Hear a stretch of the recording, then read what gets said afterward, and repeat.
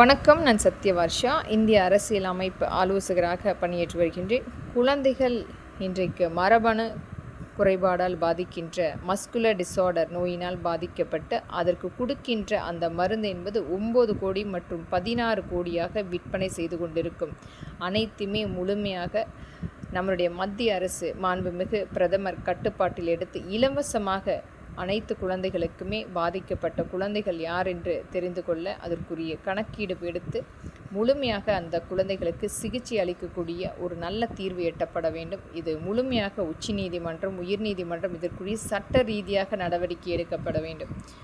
குழந்தைகளுக்கு கொடுக்கின்ற ஒரு மிகப்பெரிய அந்த மருந்து இன்றைக்கு அதிகபட்சமான விலை கொடுத்து வாங்க முடியாத அளவுக்கு விற்பனை செய்து கொண்டிருக்கின்றார்கள். ஒரு அச்சுறுத்தலான சூழ்நிலையை ஏற்படுத்தி கொண்டிருக்கின்றார்கள்.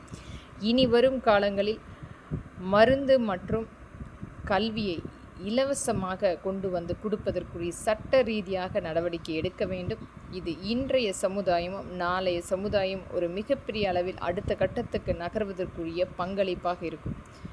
ஆனால் இந்த மருத்துவம் மற்றும் கல்வியை வியாபாரமாக்கி மிகப்பெரிய அளவில் யாரோ ஒரு தனிநபர் ஆதிக்கமாக செயல்பட்டு கொண்டிருக்கின்றார்கள். அனைத்தையுமே கருத்தில் கொண்டு இதற்கு ஒரு முக்கியத்துவம் கொடுத்து குழந்தைகள் யாரெல்லாம் இந்த மஸ்குலர் டிஸார்டர் நோயினால் பாதிக்கப்பட்டிருக்கின்றார்கள் என்ற அட்டவணை எடுத்து அதற்குரிய தீர்வு எட்டப்பட வேண்டும்.